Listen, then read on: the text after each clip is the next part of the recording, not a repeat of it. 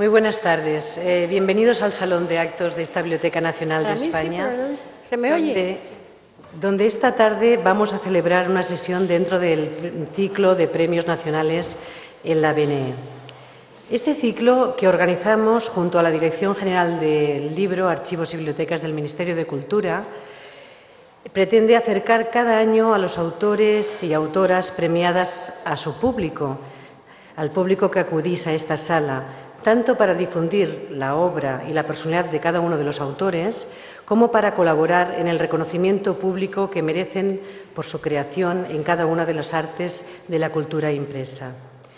Desde la Biblioteca Nacional de España queremos agradecer a la Dirección General del Libro, Archivos y Bibliotecas y en especial a su director Rogelio Blanco la labor de estímulo que realizan con estos premios, así como la generosa colaboración para que este ciclo se haga realidad y realmente lo tengamos aquí en vivo en la biblioteca. Hoy tenemos el Premio Cervantes 2010, el premio más prestigioso y que supone el máximo reconocimiento a la labor creadora de escritores españoles, escritoras españolas y iberoamericanos, y que, como todo el mundo sabe, correspondió en el 2010 a nuestra queridísima Ana María Matute. La acompañante de mesa es Juana Slavert, la conocida también escritora, con un elevado número de libros publicados que se puede ver en la hojita que les hemos repartido en la entrada a esta sala. Juana es gran conocedora de la obra de Ana María Matute y seguro que van a establecer un diálogo inteligente y enriquecedor para todos nosotros.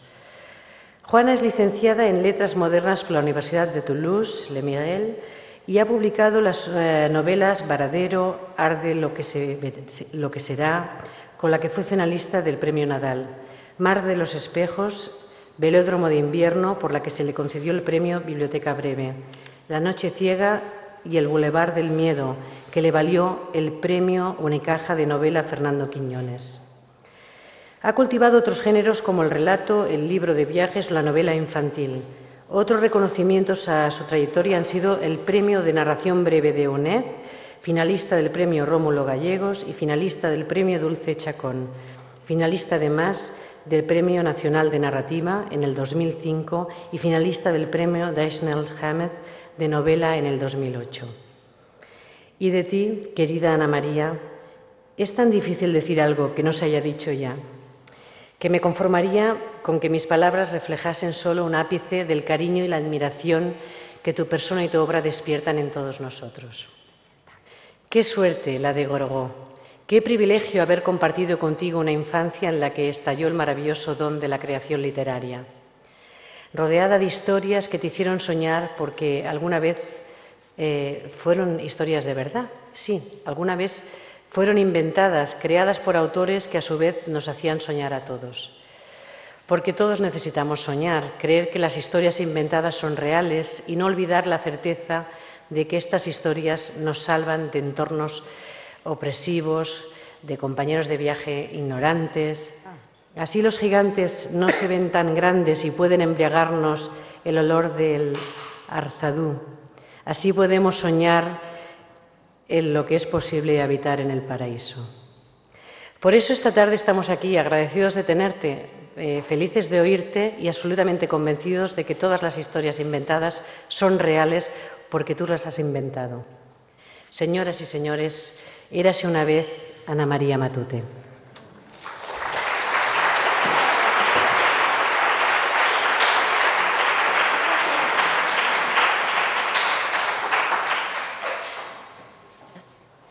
Qué bonito.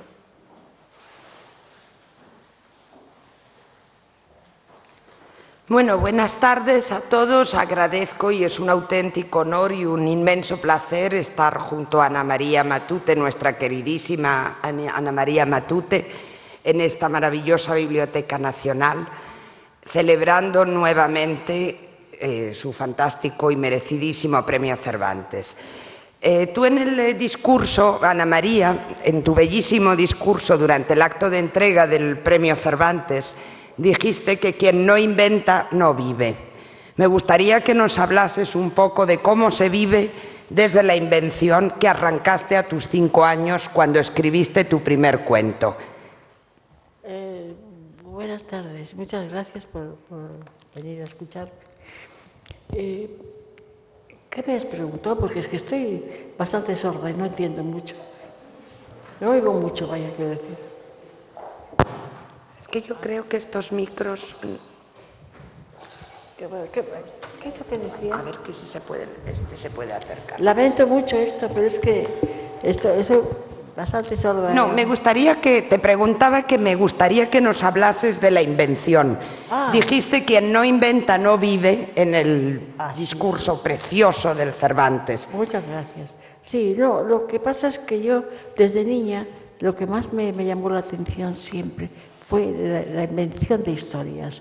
Dentro de la vida pequeñita de una niña de 3 años, 4 años, 5, yo entré en la literatura con los libros de los cuentos de hadas. Entonces yo recuerdo cuando me contaban o me leían cuentos, yo pensaba, pero ¿cómo es posible que de estas...? Yo miraba los libros, aún no sabía leer, y veía aquellas hormiguitas negras y pensaba, de aquí se levantan esas personas, esos personajes, esas historias, y era la recuperación de un tiempo pasado.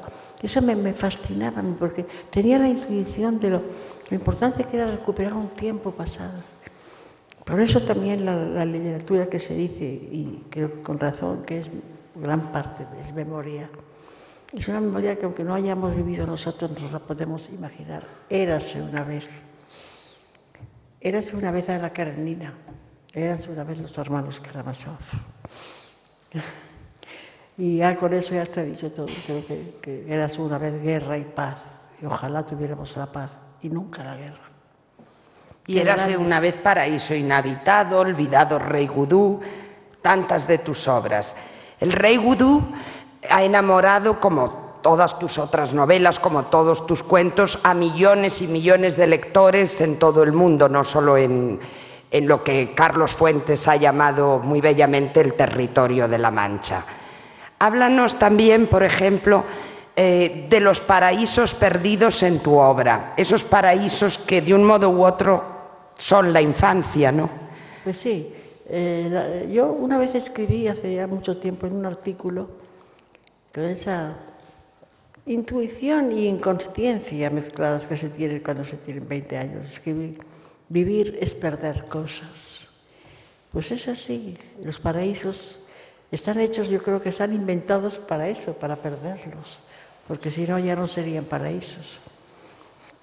Cada vez que un niño de pronto crece, es curioso, yo a veces he tenido ganas, y alguna vez me he atrevido a hacerlo, de preguntar a una madre, ¿cuándo viste a tu hijo niño por última vez? Este es un paraíso perdido también. Y todas las mujeres a las que se lo he preguntado han llorado. Han llorado porque, a pesar de que es una cosa hermosa y debe de ser, que los hijos crezcan, no se van a quedar como un perro sentado, como decía Claro. Pero es que es muy doloroso ver que de repente un niño ha terminado un mundo, se ha acabado, se ha perdido. Y esto me recuerda a mí, la infancia no se pierde poco a poco, la infancia se pierde como el sol del desierto, que no hay anochecer en el desierto, que se va. Y de repente un día, al día siguiente, por ejemplo, en mi novela Paraíso inhabitado, al día siguiente la niña pregunta por las cosas que han sido tan importantes para ella y para su tía. Y Michel, mon amour, se ha muerto. Y la cafetera, que era el coche donde ella la llevaba, se ha roto. Y no volveré a ver al unicornio. Los unicornios nunca vuelven. Es triste, es duro, pero es así. Yo creo de todas formas, Ana María, que el unicornio vive en cada una de tus páginas y que está siempre contigo, que va acompañándote en cada página y cada trecho del camino, ¿no? En una obra como Pequeño Teatro, Ile Loriac le dice a Anderea que la vida anda escondida por alguna parte. Y tú dijiste en tu discurso precisamente que esa parte, lo imaginario es indivisible de lo vital. Claro, sí, es que es necesario inventar. Inventar quiere decir imaginar, quiere decir soñar. Es necesario porque cualquier cosa que hagamos en la vida, cualquier cosa, tener hijos, amar, incluso odiar, si no lleva aparejado un pequeño espacio de imaginación, no es nada. En realidad entonces se queda todo en 4 cosas, en 4 piedras, en 4 letras dispersas, sin unirse bien. Hay que imaginar, hay que soñar, hay que inventar.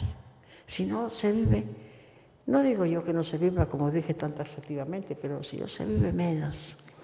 Hay que poner imaginación en todo. Hay que poner imaginación de una persona que es fea pero es buena. Y hay que verla bella, como a mí me ha ocurrido.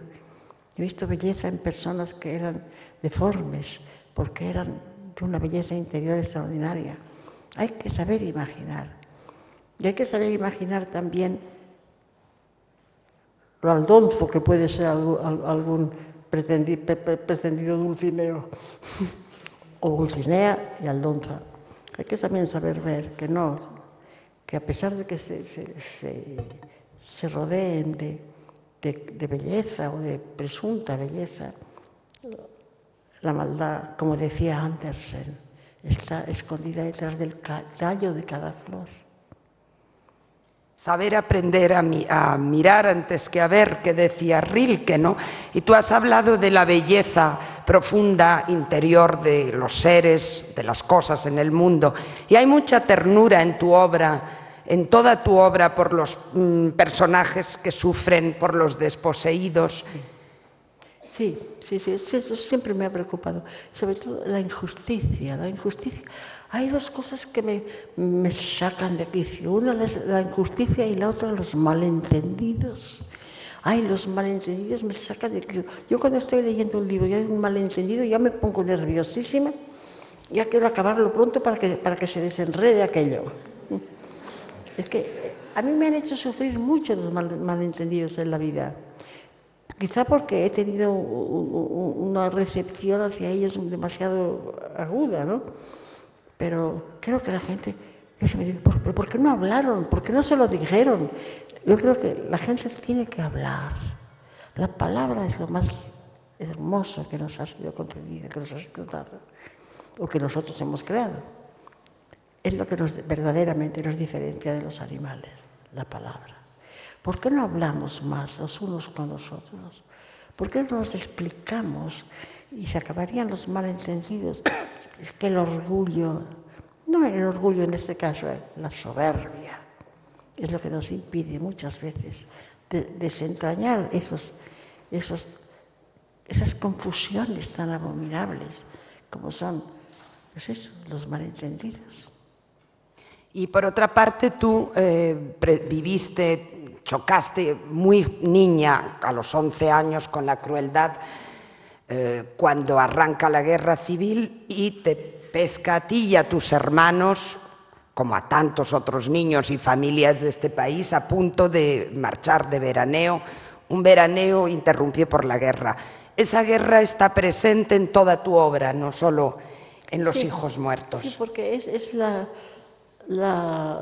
tremenda huella que dejó en mí el hecho de la muerte de Abel, el Caín y Abel, que dice, algún profesor se ha interesado mucho por esto y me ha preguntado, el profesor de literatura, claro, me ha dicho, ¿por qué esa obsesión con el amor-odio entre hermanos? Y yo, pues no, yo no lo sé, pero quizá, a lo mejor, o lo peor, era porque yo viví la guerra de niño, una guerra entre hermanos. Y, hijos, no hay guerras santas, no existen las guerras santas. La guerra es abominable, siempre.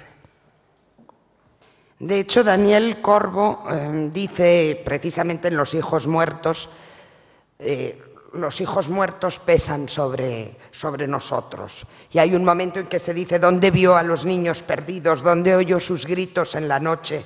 ¿Dónde vio sus bocas pálidas llenándose de viento y arena? De un modo u otro, ¿crees que en tu obra también hay un intento de buscar a esos niños perdidos, a las infancias que quedaron interrumpidas por el drama? Pues sí, por supuesto. Es algo que me ha mortificado mucho pensar lo que existía.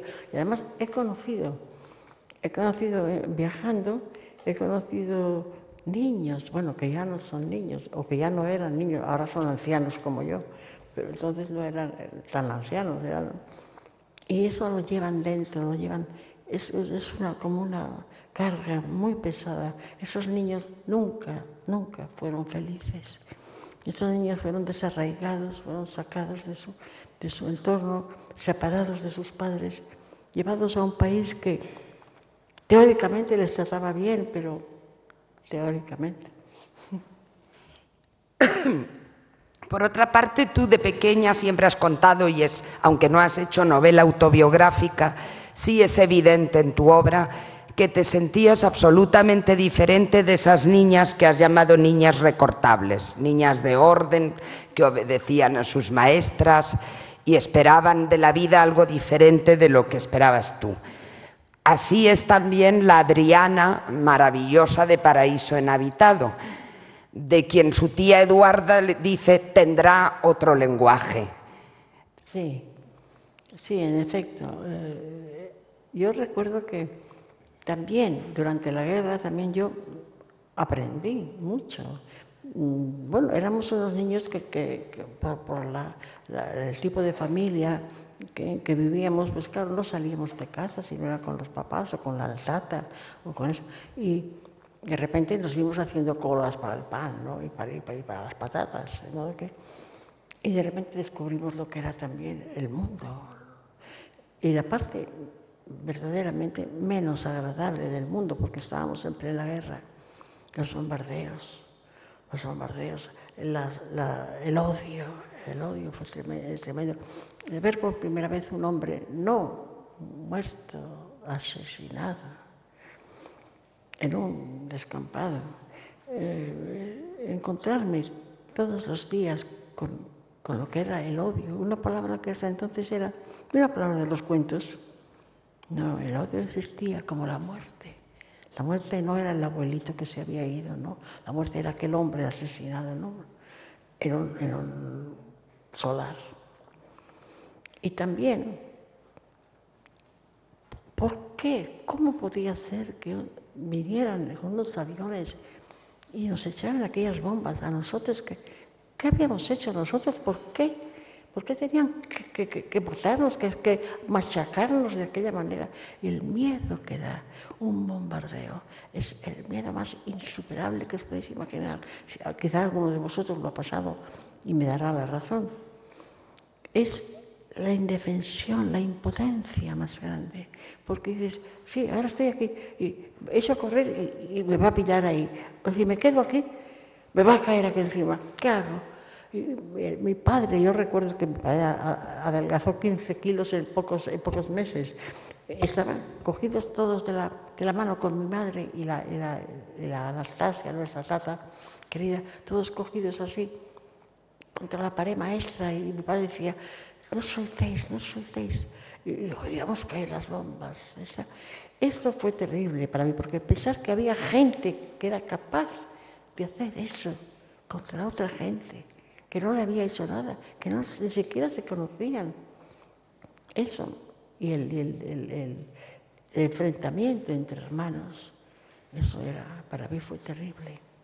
Y ha marcado efectivamente toda tu obra, donde también está muy presente el tema de la codicia, en cuentos como los de La tienda.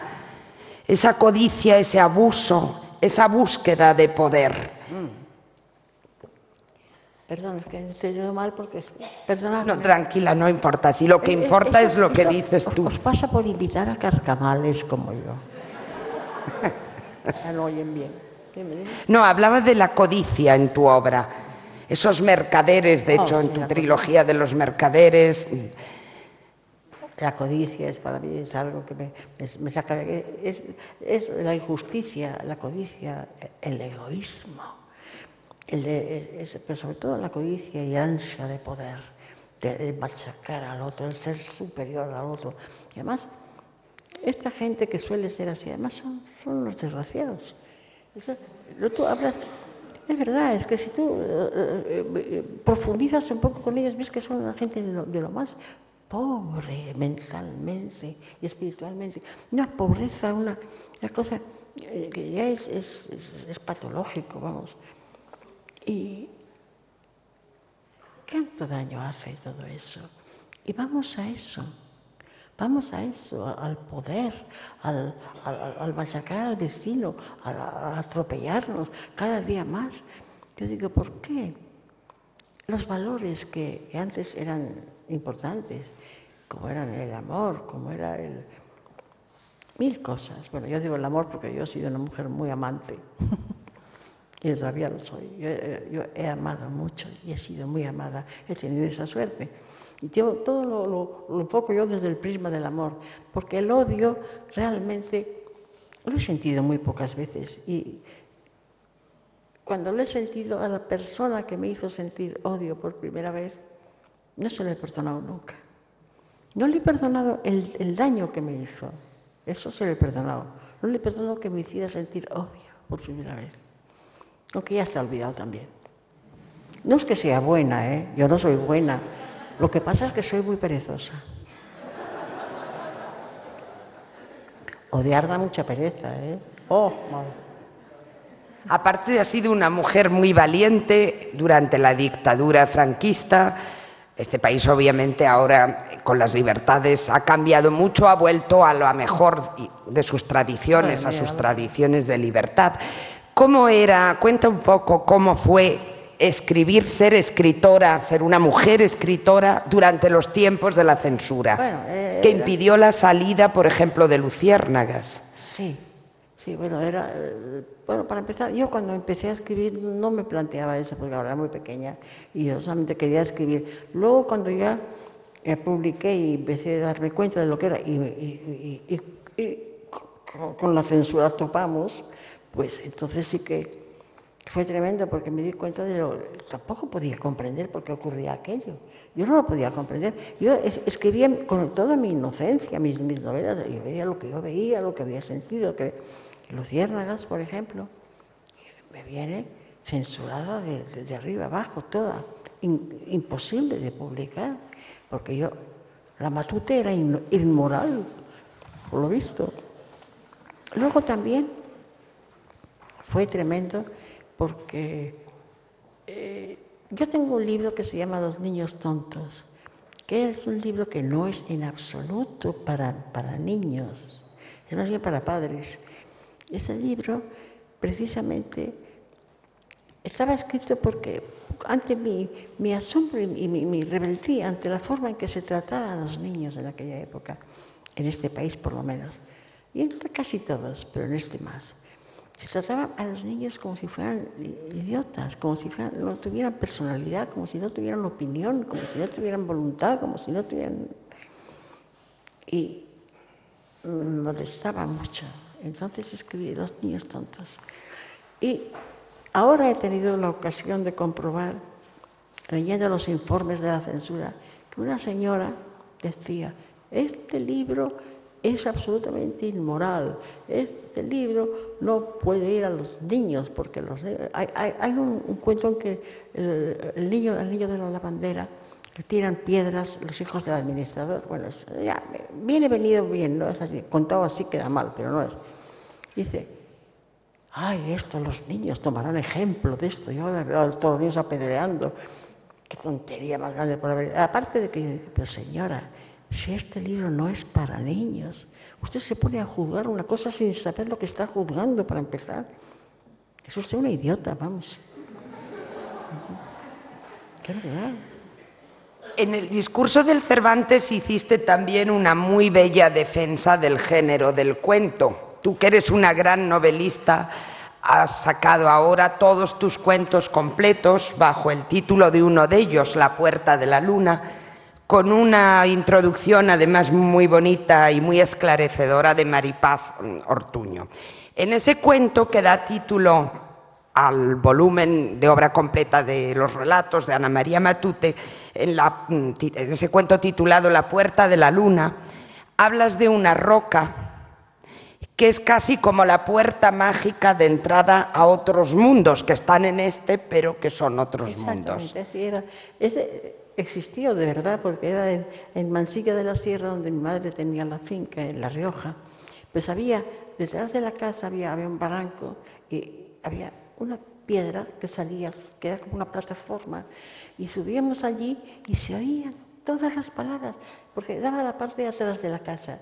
Entonces salían las tatas, y por ejemplo salían a pelar un pollo, cosas así. Oíamos todo lo que decían, lo oíamos con una claridad y estábamos como viendo la vida, el mundo desde allá arriba. Una cosa muy curiosa, que yo me sentía muy escritora entonces. Como señora del universo colgada Sí, claro, del abismo. Oyendo todo lo que aquellas mujeres se contaban y decían mientras desplumaban pollos. Así que sí, era muy bueno, porque había allí también como una especie de vertedero, ¿no? Un poco como la Adri y la Adriana de Paraíso Inhabitado, Sí. metiéndose dentro de los armarios, ventana, sí. descubriendo otra realidad, ¿no? Dentro de esos armarios. Eso en la infancia se hace mucho, lo que la gente se olvida, pero en la infancia se descubren muchos pórticos, muchas ventanas, muchos mundos donde tú te asomas. No acabas de entrar porque creces, esa manía que tenemos de crecer y sobre todo de envejecer. Pero si no, es un momento mágico de la vida, cuando tú por fin descubres una ventana o una plataforma donde te crees que dominas el mundo, no como dominadora, sino como espectadora, como receptora de todo lo que existe a tu alrededor, que es el ser humano. Es lo que más me importa a mí. Cuando yo no sé dónde leí una vez que Stendhal era lo único que le importaba era el ser humano. Y pues, a mí igual. Dice que viajaba, por ejemplo, en tren o viajaba en coche y pasaba por unos campos y unos paisajes maravillosos y decía, he visto un hombre cultivando la tierra. Esto es lo que a mí también. Me gusta la naturaleza, me siento muy cerca de la naturaleza. Por ejemplo, yo cuando estoy en un bosque, no contemplo un bosque, yo soy parte de ese bosque, ¿no? Soy un poquito animista, ¿no? Pero en fin. Bueno, no es fantástico. Todo, no del todo. De hecho, al final del Polizón del Ulises justamente se dice, esta era la historia de un muchacho que un buen día creció. La escritura es una manera de, no digo de no crecer, pero sí de crecer de otra manera, de no perder esa capacidad de evidencia, Pues de pasar al otro lado de las cosas. Pasé al otro lado del espejo, sobre todo. Como la llamita azul del terrón de azúcar. Lo que hizo Alicia, pasar al otro lado del espejo, que es algo que no hay folletos explicativos, no hay manuales como si fuera un electrodoméstico. No, se pasa o no se pasa. Hay mucha gente que se queda de este lado, lo cual me parece muy bien, no tengo nada que decir, pero prefiero los que pasan. Y pensando, por ejemplo, en el árbol de los juegos de olvidado rey Gudú, que florece cuando lo rodean jugando los niños. Ah, sí. Me gustaría que nos contaras un poco cómo fue creciendo dentro de ti esa historia de historias muy cervantina, además, que es Olvidado rey Gudú, que le leías a tus sobrinas, a Verónica y a tus sobrinas por las noches, antes tal vez incluso de escribirla, ¿no? Sí, más que leérselo, se lo explicaba. Y ellas estaban encantadísimas. Que luego cuando salió el rey Gudú, y lo vio y decía, no, esto es mío, decía la mayor, es mío. Porque yo ya comprendía lo que quería decir, ¿no? Que era algo que tenía una conexión tan fuerte con su infancia, con el momento que yo me di cuenta entonces de lo importante que era la fantasía, de lo importante que era la imaginación. Rodear las ocurrencias y los sucesos de la vida normal, corriente, de una poesía, de un sentido mágico. Esto a las niñas las hacía levitar, vamos, y si me descuido a mí también. Como en uno de tus cuentos de La Puerta de la Luna, donde todos los niños están deseosos de comprar los espejitos que traen en las alforjas de sus borriquillos los buhoneros. Exactamente. Porque ese espejito ilumina en cierta medida los paisajes y las vidas. Cuando eres niño, los espejitos te fascinan de una manera tremenda, porque además son, aparte del gran espejo, ¿no? Es el pequeño porque te ves primero un ojo, luego el otro. Ay, pues sí, este ojo parece una avellana y este otro parece una mora. Y sí, es descubriendo poco a poco quién eres, trocito a trocito. Eran los espejitos que traían en las alforjas el día de la fiesta del pueblo, era en verano, el 14 de septiembre, venían y traían, y los niños los comprábamos, que eran unos espejitos así cuadraditos pequeños que estaban rodeados de una cinchita con la bandera española, me acuerdo. Eran feísimos, pero...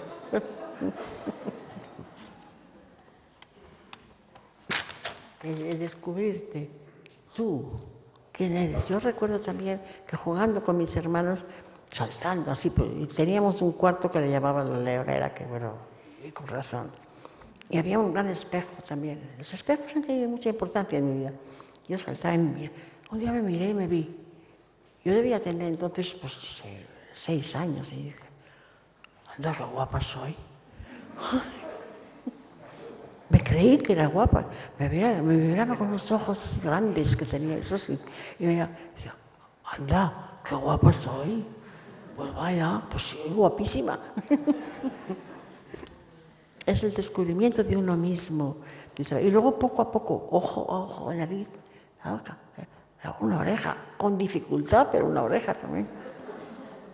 El descubrimiento del yo y de la conciencia, que está además en toda tu obra, donde todos se ven vivir preguntándose porque uno siempre tiene qué es la vida, ¿no? Que tiene la impresión de uno mismo de que es espíritu, ¿no? Porque no se ve normalmente. De repente, no, hay un cuerpo. Y luego vayas y lo descubres. Afortunadamente. De hecho, en Los soldados lloran de noche, hay un momento que uno de los personajes dice no sé vivir, y otro, Geza, le responde, pero sí, ¿cómo vas a saber vivir si no has empezado a vivir, no? Hay esa pregunta siempre en tus adolescentes, que aparte de los niños o los personajes diferentes como Teo, los diferentes, los marginados o los desposeídos, también los adolescentes tienen muchísima importancia en tu obra. Ah, sí, ya lo creo. La adolescencia es que es importante. La infancia nos marca de una manera tremenda, pero la adolescencia es una época muy crítica, tremenda. Es donde uno se inclina hacia un lado u otro. Está en esa especie de balanza tan indecisa y tan cruel. Los adolescentes no son felices, realmente son niños muy desgraciados. Yo pienso que son como si unos náufragos, tienen cara de náufragos los adolescentes, sí tienen cara de náufragos.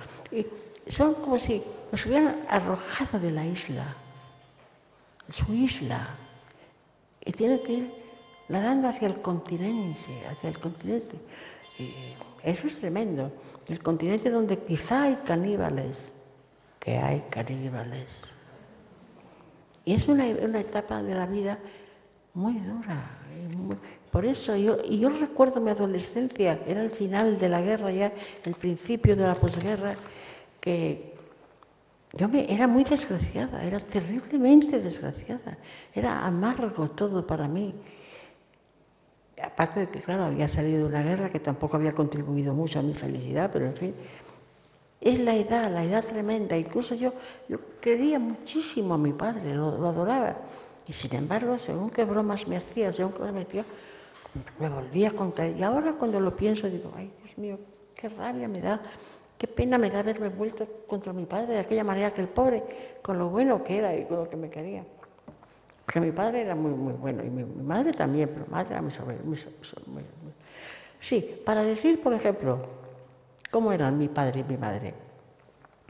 Mi madre era una castellana, de aquí te espero.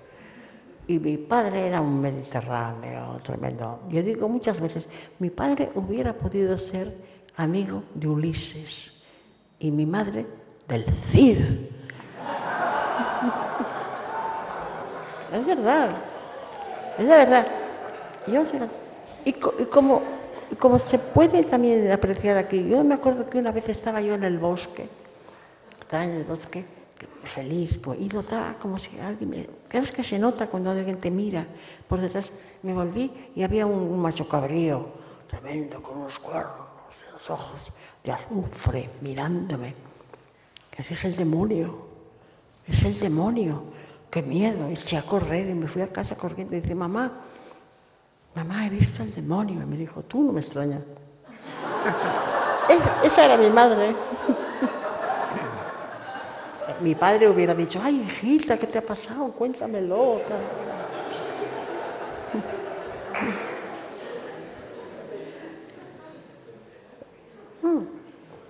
Todo eso me hacía escribir. Me hacía escritora. Yo también hablaba. Y me han dicho muchas veces que por qué las madres apenas existen en mi literatura. Hombre, algunos han querido ver como si fuera que mi madre había sido... No, es verdad, mi madre no fue buena conmigo.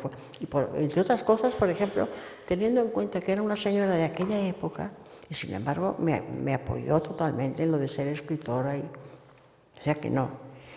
Pero es verdad que la madre está bastante ausente de mis libros. Y cuando no está ausente, no queda muy bien parada. Tal vez también por ese sentimiento de orfandad de toda una generación, ¿no? Que aparece en La Torre Vigía y en tantas Yo creo que sí. Sí, cuando dijo el chico de La Torre Vigía, entre las mujeres de lejos había una que me señalaba y me decía, yo sabía que era mi madre por su mano, porque con ella me había bofeteado.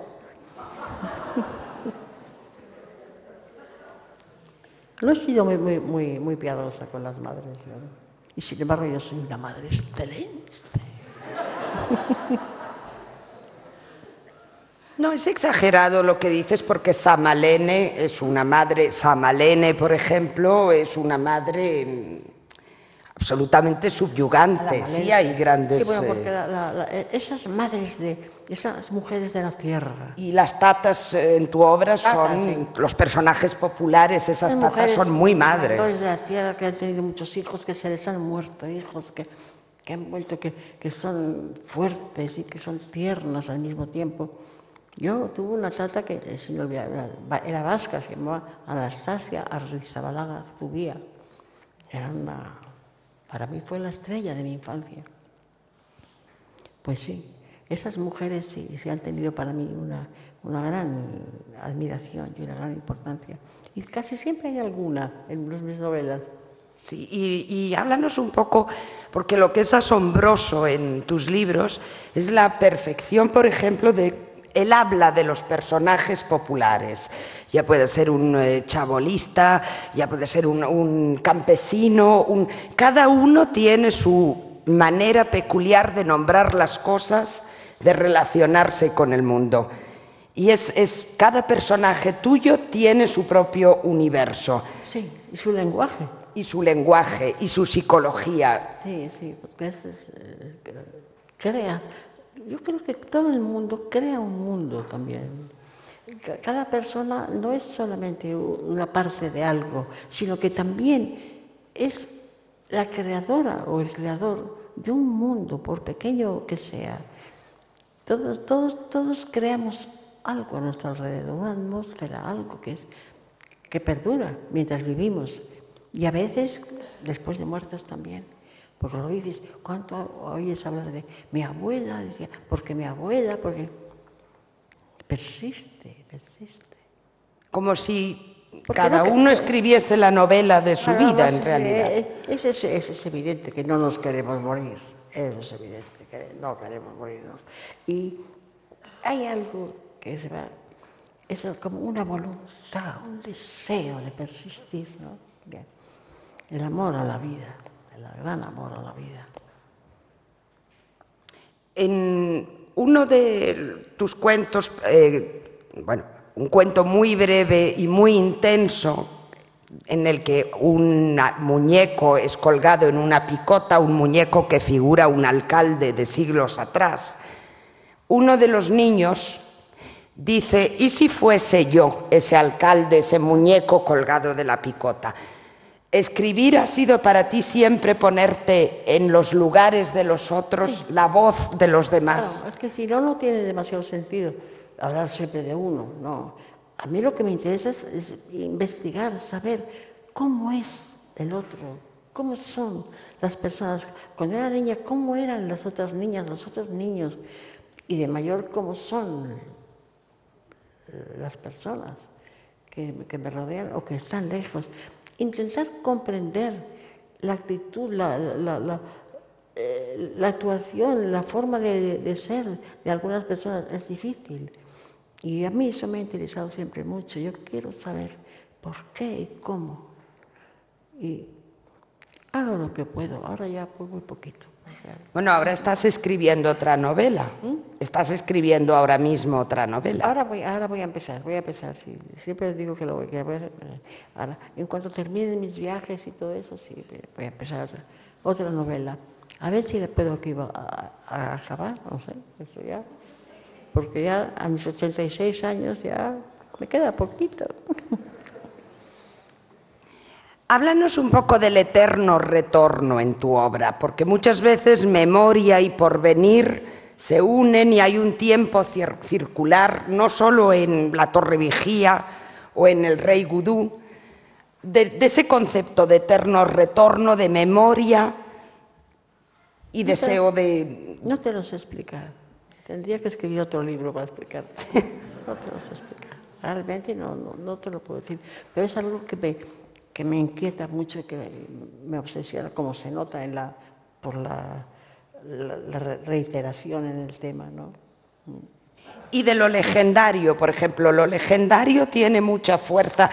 En este país que no tiene o tiene menos que otros países anglosajones la tradición de lo fantástico, en ti la herencia del cuento de hadas es muy, muy intensa. Muy importante, sí, muy importante, por Dios, es que está el mundo ahí, es la tradición oral que...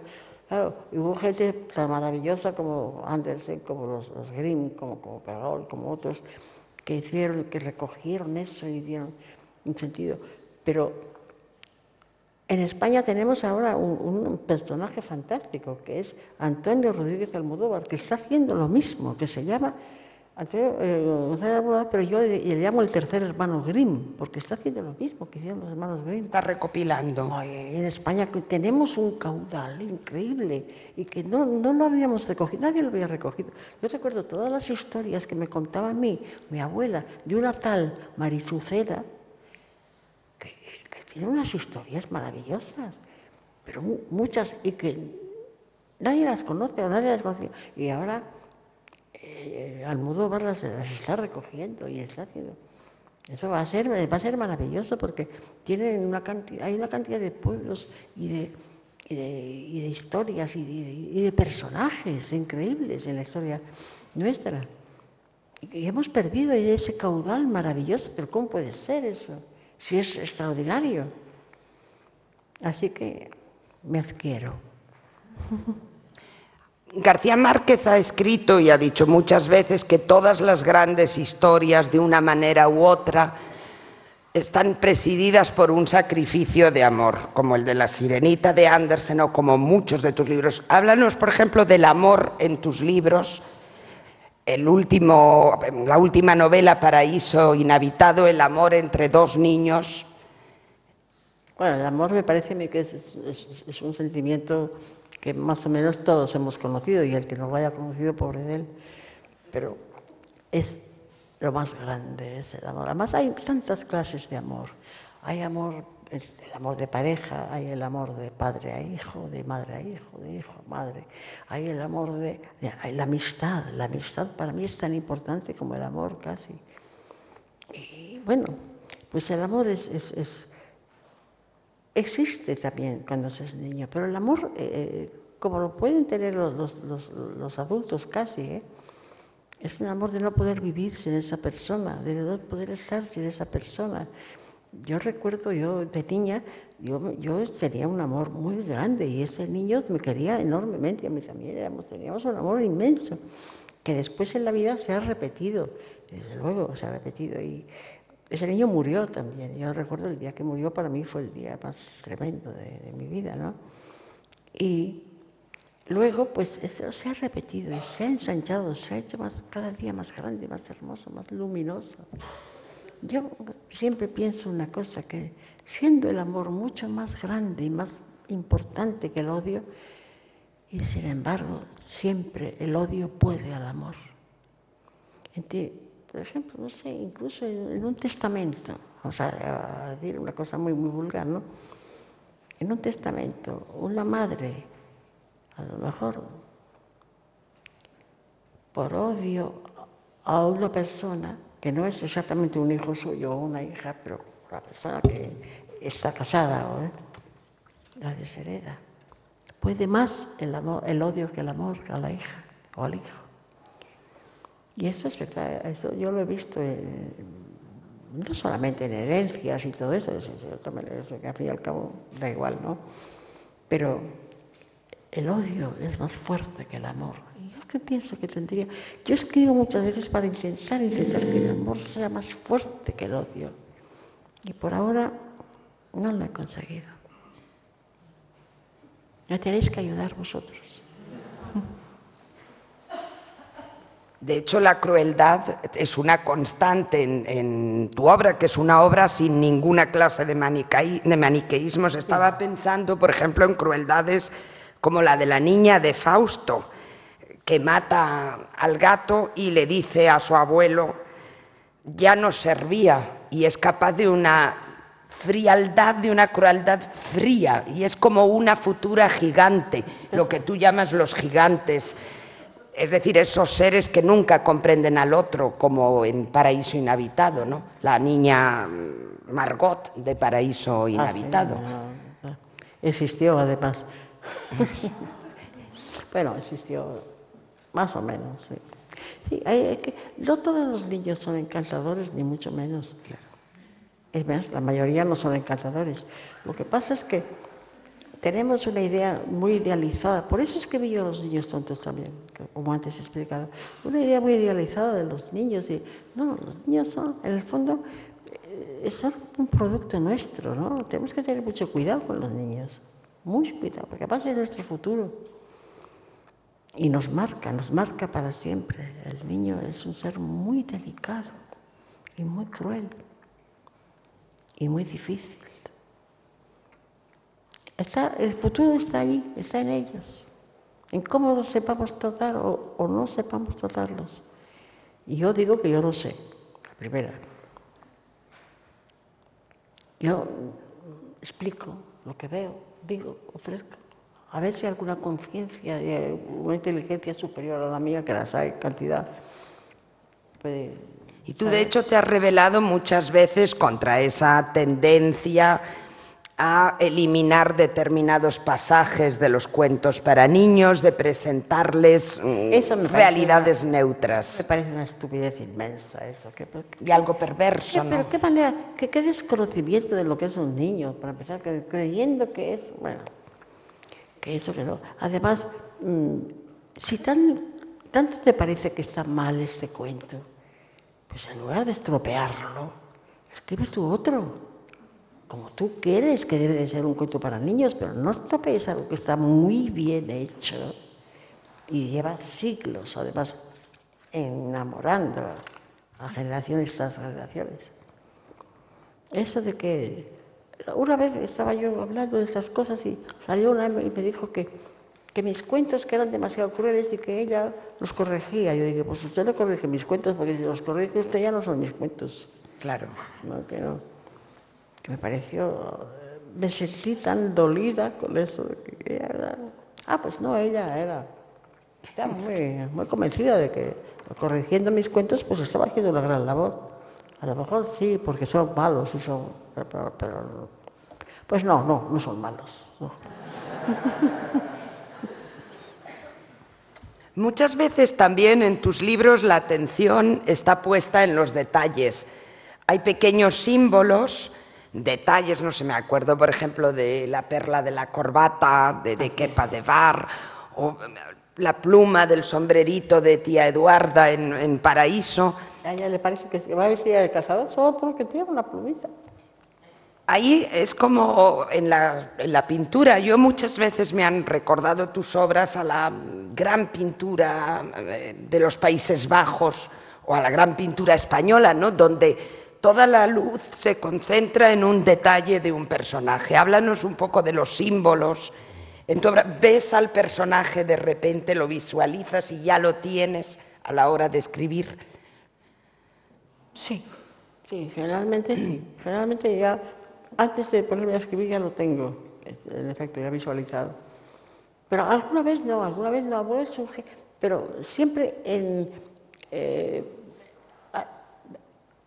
por la razón de que algo me ha sugerido que lo haga. O va surgiendo durante el camino de la escritura, ¿no? Va transformándose. Expreso muy mal, lo mío no es hablar, lo mío es escribir, me tienes que perdonar. Bueno, sí. Yo creo que... Quiere, sí, tal vez... Si alguien quiere preguntar, que pregunte, y si no quieren preguntar, no pasa nada. Pero tal vez alguien quiera hacer alguna pregunta, Ana María.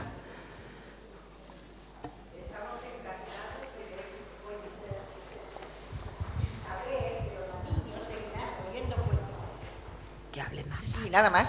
Muchas gracias por estar esta tarde aquí. Y felicitar a Ana María Matute por el hecho de haber contado cuentos e empujarnos a seguir escribiendo cuentos. Muchas gracias. Que quiere que sigas escribiendo. Quiere que sigas escribiendo cuentos. Te anima, que te sientes ahora ya vas a ponerte a escribir. Sí, ya lo pienso hacer, sí. No, lo único que pasa es que a lo mejor me muero. Pero por lo demás, sí, si yo no puedo vivir, si para mí la vida es eso, si es lo más importante de mi vida, después de mi hijo, lo más importante es esto. Y es lo que me hace feliz a mí, lo que me hace sentirme yo, satisfecha y contenta. No quiero decir que esté orgullosa de lo que hago, alguna vez sí, pero no, normalmente no. Pero sí, siempre se quedan las novelas y los cuentos, se quedan siempre un peldaño más abajo de lo que tú lo has pensado. No sé por qué será, pero es así. De todas formas, hay que hacerlo. Se hace. Y si no quieren preguntar, ya he dicho, no pasa nada, ¿eh?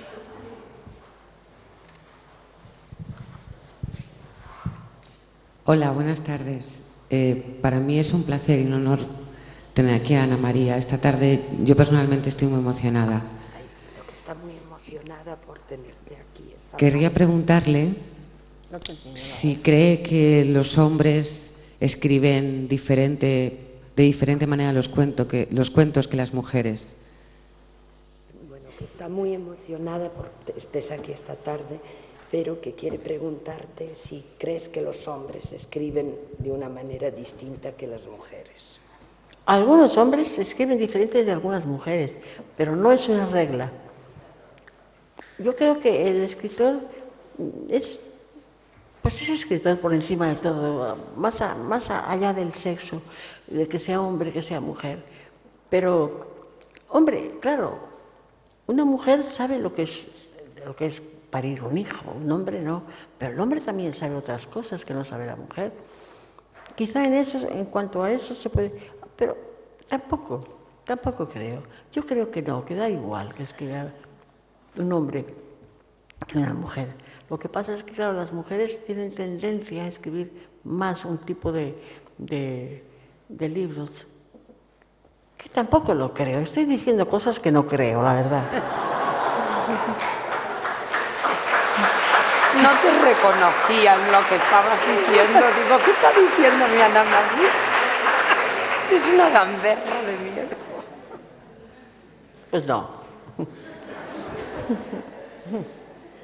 Yo quería preguntarla si ha tenido alguna vez ayuda para escribir, o sea, si ha escrito siempre a mano o alguien le ha pasado los textos, porque claro, escribir es muy duro y más también a cierta edad. Y también si le interesa el libro electrónico. Que si has escrito a mano o si alguien te pasa los textos y si crees en el libro electrónico. Pues yo escribo siempre a máquina eléctrica. Luego, cuando he escrito a máquina eléctrica, no escribo con ordenador porque yo no corrijo mientras escribo. Entonces, claro, no, ¿para qué? Con la máquina eléctrica me defiendo muy bien. Lo corrijo a mano y lo mando a una mecanógrafa que me lo pasa en limpio. Y muchas veces lo vuelvo a corregir también, pero bueno. Me gusta corregir. Y siempre queda algo, siempre se te escapa algo, siempre. Da una rabia. Buenas tardes, Ana María. Quiero felicitarte porque me encanta cómo hablas, da gusto escucharte. Y justo la pregunta que te quería hacer iba en relación a eso, a la corrección. Cuando alguien escribe una carta o lo que sea, siempre se plantea si está expresando realmente lo que quiere decir. Y yo personalmente cuando escribo o cuando, no sé, sobre todo quieres dejar algo para más tarde, la corrección es lo más duro y me gustaría que explicaras cuál es el sentido último para ti de la corrección. Si es rehacer, si es reinventar, si es perfeccionar. ¿Qué es para ti la corrección? Muchas gracias, Ana María. Dice que le ha encantado cómo hablas y que le gustaría que explicases qué es para ti o qué sentido tiene la corrección. Si es rehacer el texto o añadir y reinventar el texto. Pues mira, generalmente la corrección, en mi caso, porque claro, cada escritor tiene su forma de escribir, ¿no? En mi caso es quitar adjetivos, por ejemplo, ¿no? Quitar. Más quitar que añadir. Lo demás, pues no sé. Sobran muchas cosas, porque tú quieres decir algo y entonces te desbordas para como si el lector fuera tonto, no se va a enterar. Con un adjetivo ya se ha dado cuenta de lo que quieres decir, pero dices 2, 3 veces. Y yo peco mucho de eso, de insistencia. Y luego, pues afortunadamente, viene ya la correctora Matute y dice fuera, fuera, fuera, fuera. Pero perdona, corregir es lo último, ¿verdad? Mientras escribes no corriges. ¿Qué? Que no corriges nunca cuando escribes. No, mientras escribo no.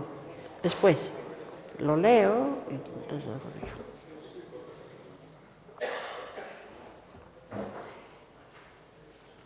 Bueno, pues ya está muy bien, ¿no? Muchas gracias.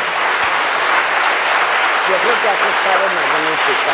La gente se ha divertido, se ha emocionado. Bueno, gracias, muchas gracias, muy amable. Muchas gracias.